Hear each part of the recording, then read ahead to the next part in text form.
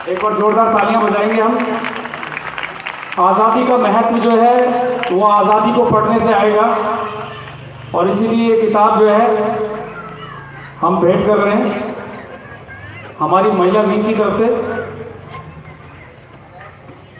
बहुत बहुत धन्यवाद। प्रभाकर जी स्थान ग्रहण करें। साथियों,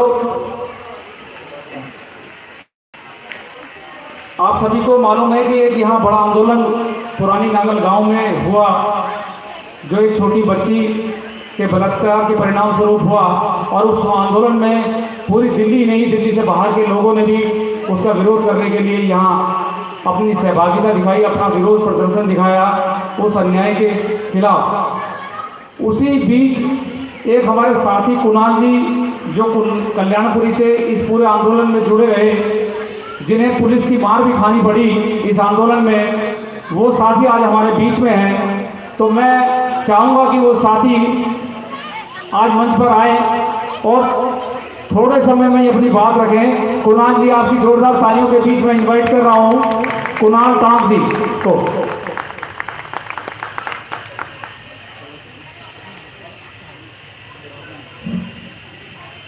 धन्यवाद संजीव जी।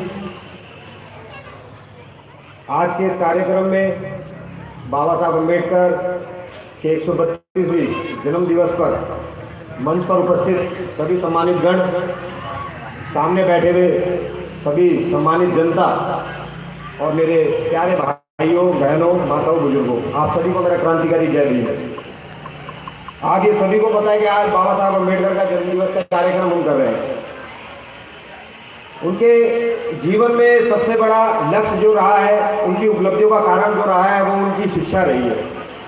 शिक्षा जो उन्होंने ऑक्सफोर्ड यूनिवर्सिटी और लंदन स्कूल ऑफ इकोनॉमिक्स, जहाँ से उन्होंने परीक्षा ली, उसमें जो लंदन स्कूल ऑफ इकोनॉमिक्स से जो उन्होंने पढ़ाई की, एक पढ़ाई थी जिसका समय 8 साल था, जो 8 साल में होने वाला था।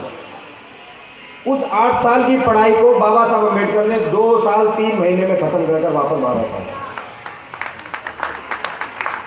और 32 डिग्रियों के साथ 9 भाषाओं का ज्ञान बाबा साहब अम्बेडकर को था।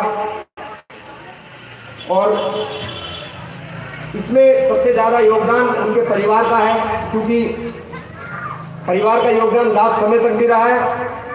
जब भारत देश के अंदर गरीब, पिछड़े वर्ग, शेड्यूल कास्ट, शेड्यूल ट्राइब, आज जो भी बाबा साहब अम्बेडकर की बदौलत आज यहाँ पर बैठे हुए हैं, उनके हकों की बात जब गोल्ड मेज की मीटिंग में होने वाली थी, तो उसी समय का एक हादसा है जिसको मैं आपके बीच में रखना चाहता हूँ। वो हादसा है कि जिस दिन बाबा साहब अम्बेडकर गोल्ड मेज की मीटिंग में जाने वाले थे, गांधी और वो यहाँ से दोनों भारतीय थे, और वो बाबा साहब अम्बेडकर हमारे हकों के लिए थे, गांधी जी भी अपने विचारों को लेकर वहाँ गए थे। उसी समय बाबा साहब अम्बेडकर का एक बेटा गुजर गया, और जब वो जा रहे थे तो उनका भाई उनके पास गया और उनको बोला कि भीम, तू कहाँ जा रहा, तेरा बेटा गुजर गया। तो बाबा साहब अम्बेडकर खड़े के खड़े एकदम चकित रह गए कि ये क्या हुआ, कि भीम तू वहां मत जा, चल, तेरा लड़का गुजर गया। उन्होंने सोचा, समझा और अपने भाई को बोला, तू जा, तू घर संभाल, मैं अपने एक बेटे के पीछे समाज के लाखों करोड़ों बेटों को नहीं मारूंगा। ये बाबा साहब अम्बेडकर का बलिदान था, जिसकी बदौलत आज यहाँ पे सभी सम्मानित शख्सियत बैठी हुई है, आप सभी सम्मानित महिलाएं, सभी सम्मानित लोग बैठे हुए हैं, और आने वाले आप ही के बीच में से बनने वाले प्रोफेसर, अच्छे से IPS, UPS PCS ऑफिसर, ये सामने बैठे हुए बच्चे होंगे।